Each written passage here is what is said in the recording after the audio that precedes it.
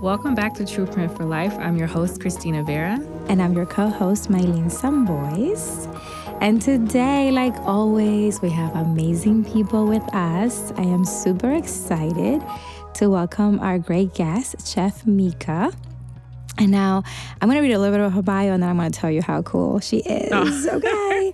So Chef Mieka, originally from Youngstown, Ohio, grew up in a family of passionate cooks with Southern and Western Georgia roots. Her love for the culinary arts began in elementary school.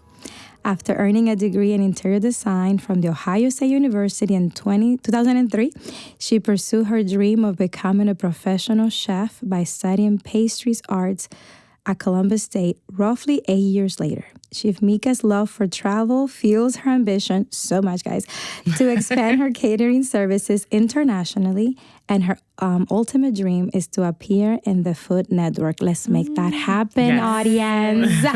Welcome, Chef Mieka. Thank you for having me. We're so happy you're here. You know, I got to see you, I feel like in person, when you did the invite at your house. Yes. Right? Yes. So we met through a group chat where we have this really powerful women, business owners, and one of our friends started this group and Instagram, we started talking. And then the invite came out to come to her house because she loves to cook and it's so good. And I was like, yes. So I brought Christina with me and we come to this. And we knew the energy was already in the chat and it was great. But when we were there and we saw this woman and even other women that we knew from other places that were at your house, that I didn't know that you knew. I think it was just mind-blowing to me.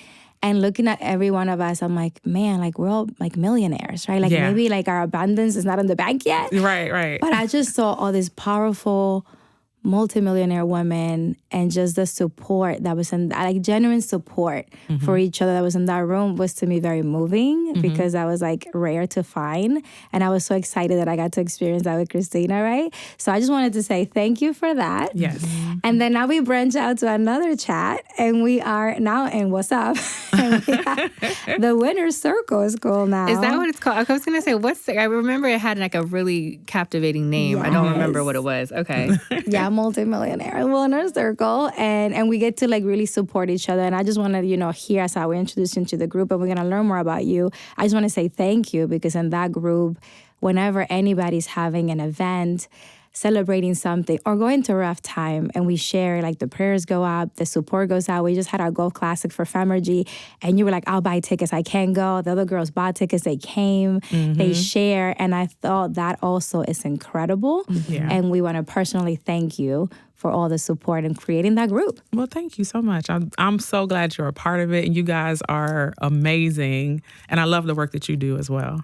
Thank you. Tell us, okay, I saw the family of cooks, so you have it in your DNA. Yes. Okay, but growing up, did you envision to be where you are or what has gotten you here? So it's kind of funny because my family was large. I'm the oldest of 6. So growing up, it was always what we're going to eat. That was always a thing. So that's been a big thing my whole life. And it started when I was probably, I want to say I was 7 or 8 years old. I might have been 8 by that point. My mom had just had my baby sister who at the time she had to be 2 or 3 months. And she's struggling with a 2-3 month old. My dad is a piece of work. My next sister up is only a year older than her. We're stair-stepped. So I'm 43 and my youngest sister, she unfortunately passed away a few years ago. But she would have been, I think, 35.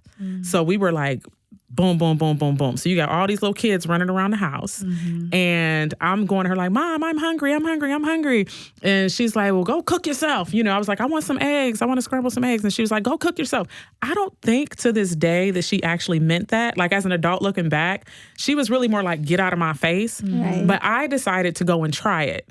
And so I cracked 4 eggs in the pan and decided to scramble my own eggs at 7, 8 years old, burnt the eggs. To this day, I cannot stand the smell of burnt eggs because of that experience, my first cooking experience. Wow. So it really started that long ago. And then ever since then, my mom, she always would cook she would bake from scratch. So we didn't eat a lot of processed food growing up. My grandfather being from the South, we had when we lived with him when I was really little, he had a huge garden in the backyard, in the hood, in the middle of Youngstown. Like behind our garage, it probably was like 1/8 of an acre back there. And he tilled it, everything. Like we had any vegetable you can think of that would grow in Youngstown was back there. He had 8-foot corn. He had all this stuff. So when we needed vegetables, we would go in the backyard and pick them. If we wanted strawberries, we would go in the backyard and pick them, and bring them in the house. And then he would go to my great grandma's house in Florida, and he would bring back all these citrus fruits out of her front yard, and pecans and peanuts. We would roast them, and so I started off farm to table before that was even a thing in the early '80s, probably. So that's where it started, and then it just kind of snowballed from there. As I became like a teenager, I was the one doing all the cooking in the house. My mom would be gone to work, after her and my dad broke up. And so that's what it was. Like I was catering for a family of 7 when I was 12, 13 years old. Wow. So I don't know how to cook for less than 10 people. And you still love it because sometimes when we do stuff out of necessity or obligation, right? Because that was like a necessity as a child of a family, right? Like that. And then you still carry that and you do that now like as a purpose, a passion. So what did you do that didn't kill the love, right? Because that was like an obligation. How did you maintain the love for cooking? I think it's not the cooking itself. It's what it did for my family, and even now what it does for the people that I cook for. So it's more so the enjoyment of the food or the camaraderie together or, the family gathering together, or for the events I do now, even like just watching the events and what's going on and being a part of it, where maybe it's something I would have never been a part of, but the fact that I'm bringing the food, people really love that part. Is the best part of the event, and they remember it, and they see me months or years later, and I'm like, I don't know who this person is. And they're like, oh my God, I was at this event on this day and you had the food and it was amazing, blah, blah, blah. Like that whole part of it is the part that I love. Yeah. Now the cooking part, that's I dread going to the kitchen sometimes. So unless I'm doing it at home, like for the event you guys attended at my house, like I say that I hate going to the kitchen, but let me be out of the kitchen for like a week or two if I'm like having a slow season or just don't have any catering going on. I'm itching to cook now. Yeah. You know what I mean? Like I'm literally itching to cook. And that's how that event happened. I'm like, it's going to be warm outside. I got a rooftop deck at my house. I'm just going to invite some people over. I'm cooking all this food. I'm inviting everybody over, like, because I hadn't cooked in 2 weeks, So don't let me lie to you and say I don't like cooking. Well, let me know when 2 weeks pass. Like, you get that burst of energy again. Yeah. No, because it was great. We got to save the day for the next one. Right. But I'm like, listen, I was blessed by that itch that you had to cook again because you're like, I just made a few things. I'm like, am I at an event? Like, this is a house, It was beautiful. A spread. Yeah, it was.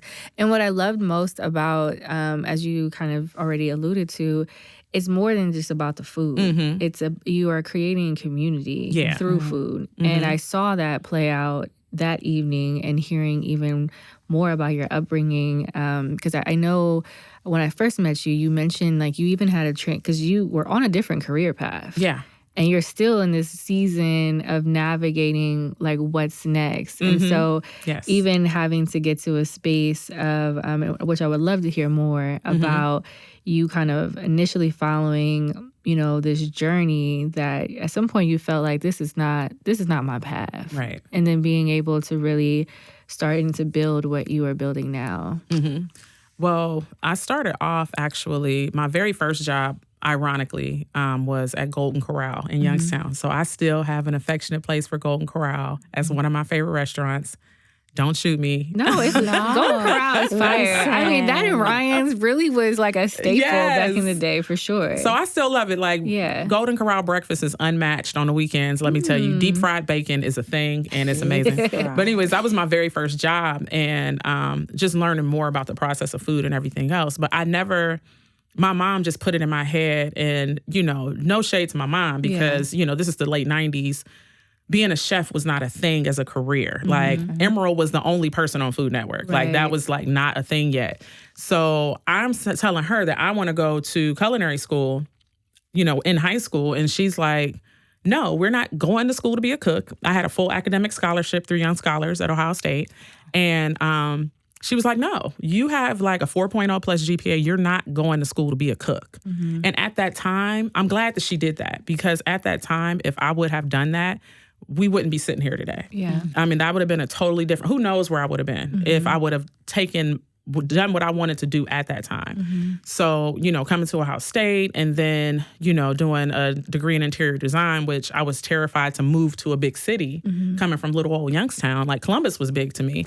So I ended up doing sales. That's where it started. So I started doing sales. I did sales jobs. I did customer service jobs. I did, worked at a bank, tech support, sold cell phones, ended up getting my real estate license eventually, property management, sold cars. It was all mostly sales and customer service. It was different industries, but the same thing over and over again.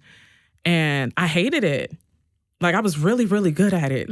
Always got awards and everything else, but I absolutely hated it. I knew it wasn't my passion. In 2006, I think it was, is when I started catering part-time here and there. I didn't know what the hell I was doing, but, started trying to do something, doing events for friends and things like that. So that was always kind of in the background, even before I actually took the plunge and really, truly made it into a business. But the sales were, I had to pay the bills. So when I had a mouthpiece, I don't really like people all that much, but I'm good at talking to them, So I, started learning those processes. And then also the fact that my minor at Ohio State was in, I minored in business. So marketing, took a lot of marketing classes at Fisher College of Business, did human resources, finance, accounting. I took at least 1 to 2 of every single class that was required for my major in order for me to get my bachelor's degree. And that kind of saved me, because if I didn't have that behind me on top of the interior design, I don't know what direction I would have went in. I have no idea. Yeah. Wow. And so at what point, after you graduated, you obviously, you, as you mentioned, you went a path initially that obviously was more so influenced by your mom. At what point did you start to really think about, and I love how you shared that it was a good thing that you didn't go into this at the beginning, because we talk a lot about seasons and really understanding that, even if you're in a space right now, if you're like, oh, this didn't work out, there could be a very good reason why. Because to your point, back then, it wasn't looked at in that way. The industry now, if you have a personal chef, you're winning. That is a luxury. It's a status. Yes, it's a status. And so, can you share with us a little bit about, especially for those that are listening who are feeling like I'm in this season of maybe I really just got caught up in a space of having to work in a certain industry because I have bills to pay, but I still have this yearning to do something else. And at what point was it such a loud yearning that you really started to make those pivotal steps to move forward? I would say my biggest lesson from going through those motions and not really knowing how to move on to what I really wanted to truly do, my biggest lesson is that everything that you do will bring you to the point that you are right now. So I don't feel, looking back and the success I've had with my catering business, especially over the past few years, I don't look back and regret being a real estate agent. I don't look back and regret being a salesperson. I don't look back and regret the 2 days I worked at the Golden Corral here in Columbus because I thought it was going to be like Youngstown. And I was like, oh, no, It's a little different. Right. I don't regret any of those things, because what I'm starting to find is that every single one of those positions taught me something that I'm using right now, currently, contemporarily, I'm using right now for my catering business. And honestly, my competitive edge with my business is the fact that I have done all those things. And it's taught me, I have the people skills, a lot of people skills, a lot of chefs. I mean, if you've met chefs in person, actual real chefs, they're kitchen managing chefs, they are terrible people, but I have learned, by managing people in other arenas and, other industries. And then also with the sales, even just learning a sales process with all those sales jobs I had, it's taught me so many things about how to capture business, how to work with corporate clients, how to work with government clients, how to be the most efficient. I don't necessarily think my food is by far the best of anybody. I think my food is great, but I'm sure there's people that cook better than me. But I bet you any money, nobody's going to hustle harder than me to get that business. Right. And that's what takes me, over and above everybody else. So to somebody who's feeling stuck, just understand that whatever you're doing right now, learn everything you can learn from it until you can make a decision to move on. And I think Oprah said it's do what you have to do until you can do what you want to do. Right. I've been living by that. Right. And it's if I'm doing this right now, okay, this is just right now. Right. There will be a moment, and I'll know when that moment is, where I can move on to something else. I love that. What was that moment for you? That moment, so I didn't actually have the moment in the way that it was like an aha. It was like I'm fed up. Mm-hmm. And it was actually a very bad decision at the time. It was an extremely bad decision when I made the decision. I'm glad that I did ultimately, but it was 2015, around this time actually, because I think it was 3rd of July was the day that I quit. I was working at an unnamed, very, very large, very popular dealership on the east side of Columbus. And I was just done. I was like, you know what? They're skimming money off the top. Like, you're supposed to be good people and you're skimming money off the top of our checks because I'm like a freaking mathematical whiz, okay? I'm like the math ain't math. It wasn't. It was not. I mean, to the point where I was approaching them like, wait a minute, so this was this amount and da-da-da, you know? So it was a whole thing. I was just tired of doing it. The everyday running up and down the dealership, like I was just done. And I was in a relationship at the time where this person is in my ear. Oh, I'm gonna buy you a food truck. I'm gonna do this. I'm gonna do that. Da da da da da. I'm listening to it, right? And so I just walked into my boss's office and I was like, you know what? It's been real. He was like, what? Are you quitting? Like, what's going on? I'm like, it's like, yeah, you know what? I think I am quitting. I wasn't even sure. Yeah. Like, I didn't know I don't know what was going on in my mind at that time. I don't know what that boy had told me that, you know, had me just walk in my boss's office that day. But whatever the case, I just walked in there and quit. And I was like, matter of fact, here's my notice. You know, this is going to be my last day on whatever day, you know, and I was done. And I didn't have any plan. I didn't have any money in the bank. Like, working for that dealership, I almost couldn't pay my bills every month. So it was like, girl, what are you doing? Like, right. And I just rolled with it. First, I tried to get back into real estate and ended up getting with this broker, and she was bat crazy. And that didn't work. So it was like, okay, I guess I'm rolling with this food thing. I started doing dinner sales, and they caught on. It got to the point where I was doing like 100 dinners a day out of my house, like a couple days a week. And I'm like, okay, I got something here, but I need to scale this.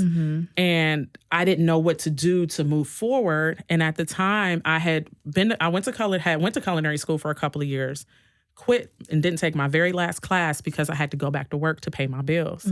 And so I'm like, I know I have all of this. I have this business knowledge. I have this culinary knowledge, but I just don't have any way to understand how to make this thing work.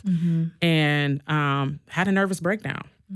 I had multiple people die like within a couple of months. And I was like, that's it. I'm out of here. Left. Went back to Youngstown. Moved in with my mom. Left everything. Put everything in storage. Left it all. Moved back with my mom. And that was eye-opening because I hadn't lived there since I was 17. And at this point, I'm like 33 years old. And you find out your parents are different people than you thought they were when you see them as adults. Yeah. You know, love my mama. You know, that's one of my best friends. But that was an experience. Couldn't live with her again if I didn't have to, you know. Right. And even my whole family, they're all different. Like, my siblings were all children when I left. Like, actual children, like in elementary and junior high school for the most part when I left. So I'm like, this is a whole different world than what I thought it was. So I'm coming back to this nostalgia in my head of what Youngstown's going to be. And they're talking about they're building a city up. I'm like, oh, I want to be a part of it. This is going to be great. And I can get away from Columbus. And, you know, and I actually opened a restaurant there. Oh, wow. So carry out restaurant. And it was going really well. But the people in Youngstown, and I don't want to down my city. I love my city. Yeah. The people in Youngstown are a lot different than they are here. Like, here, there's so much opportunity that everybody's supporting everybody, like how we are in our girl groups and everything. And Youngstown is not that way for the most part. Yeah. And so I had people sending folks into the restaurant to order stuff so they can go give bad reviews. It was crazy. Like, it was very wild. 6 months later, I'm back.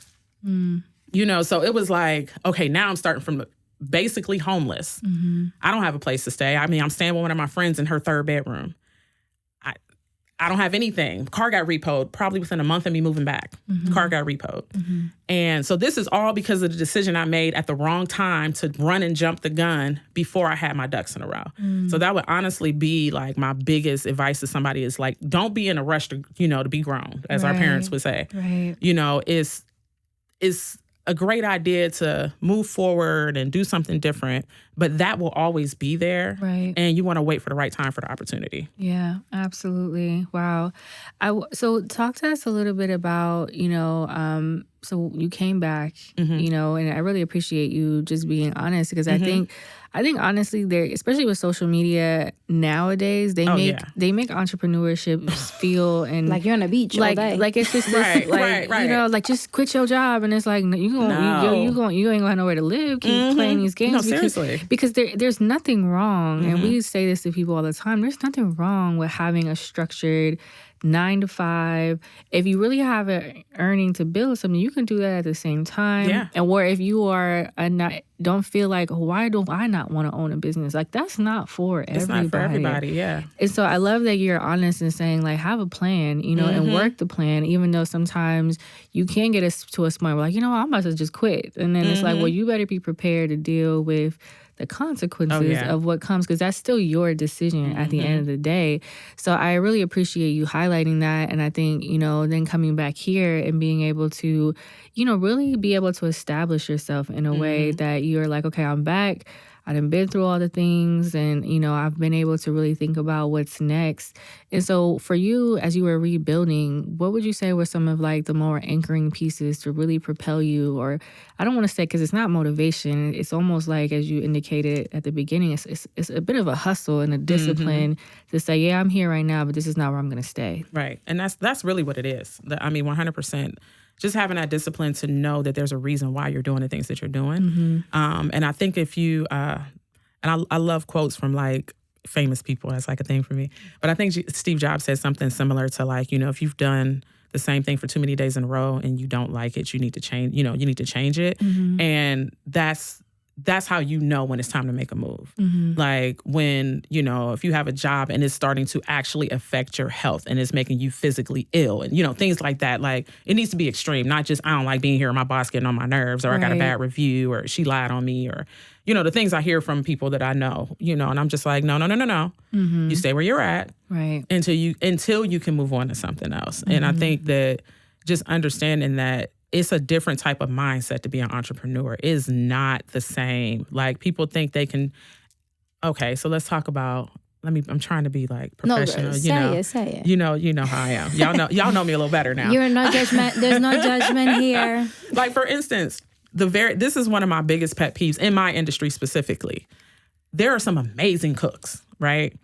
They cook at home. Their family loves their food. They make big dinners for their family and their friends to come over and everything else. So they say, I think I'm going to be a chef and I'm going to have a food business. That's why you see so many people say that the restaurants fail because it's a bad business to be in. That's a lie. Because I make over 100% profit on every single event that I do. I never take a loss. I've taken probably 2 or 3 losses literally in 19 years of doing this job.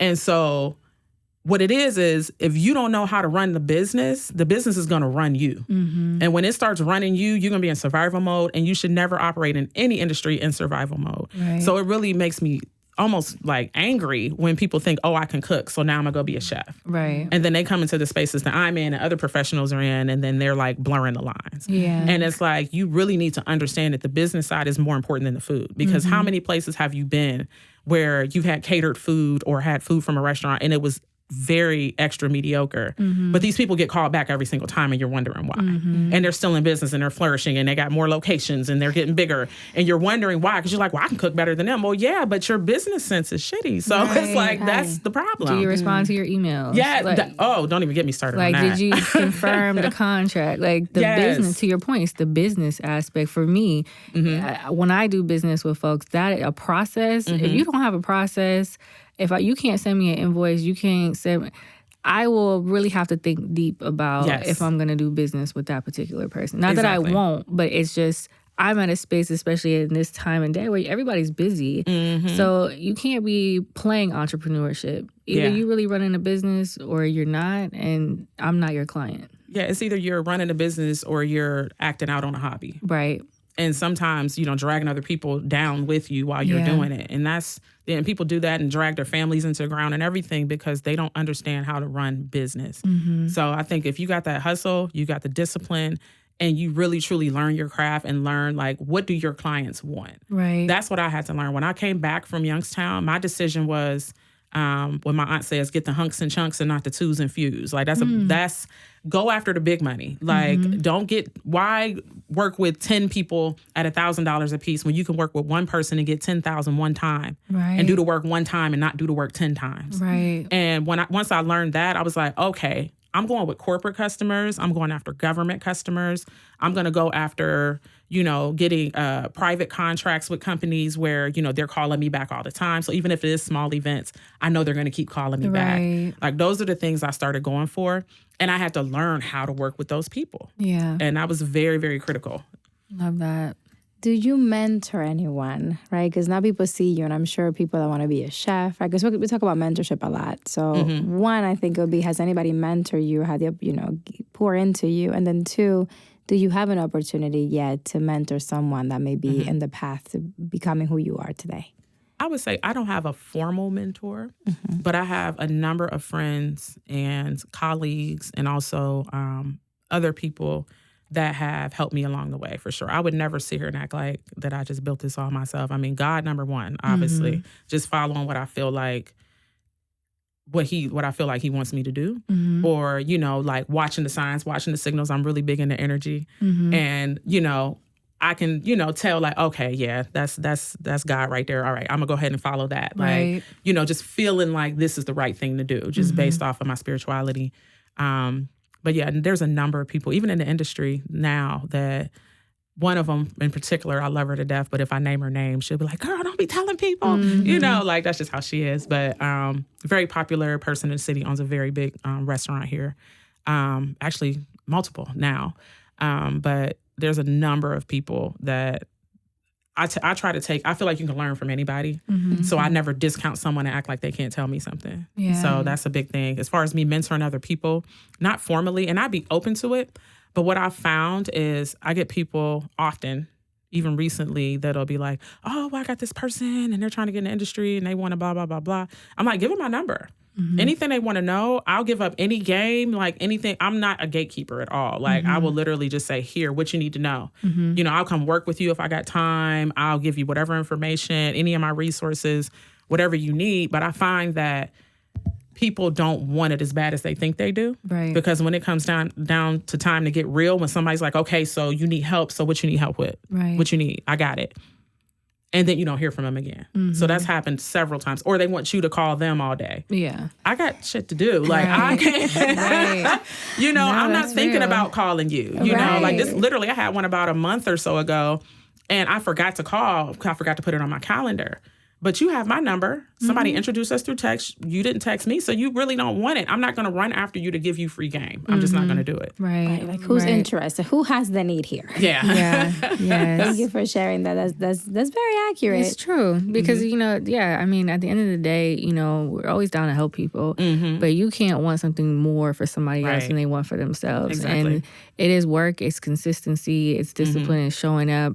And I think I get the vibe, not everybody, but some people, they just want the quick, fast version. Oh, yeah. And this has been over 2 decades of you building what you've built. And you can't do that, what you've done overnight. That takes time, that takes consistency, investment. Yes. So it's bigger than just, let me pick your brain over a cup of coffee. Like, when you say, let me pick your brain. that just irritates me right out the gate. I'm like, honey, there's a consultant fee. I don't have time for that, but I appreciate the thought. Brain picking costs $100 an hour. Thank you very much. Right. I should start a link that says, pick my brain. Please schedule here. Because sometimes those picking your brain, because it's like you want to be able to provide, like mentorship and guidance. Yes. But then sometimes you see folks that, start to try to duplicate things. That Listen. It's just like, is your logo Yo. do you have the same? Oh, yeah, and you try not to because you try not to be that person. Is your event But it's the name very, of my It's very like this is very similar, very familiar. Yeah, right. And so I think there's space and opportunity for everybody, right? Just even thinking about here, Columbus, Franklin County, there's almost 1 million people. Yeah. You can't possibly provide services for 1 million people. Exactly. However, like let's be respectful about folks' craft. Yes. And I think there needs to be a level of saying, I learned under this person. I was inspired to do X, Y, and Z because of this person. Like, don't come and do the coffee chat and then go off like you created X, Y, and Z all by yourself. That's all I have to say. Our chat been on fire. Yes. See, I'm not even in the chat. We're trying to get you I don't have WhatsApp. That's Girl, the we thing. Gotta get you together. I know. Her phone is having some challenges. I tried, but it's just not working. Bring the old phone with you. I know. That's what I definitely have to do.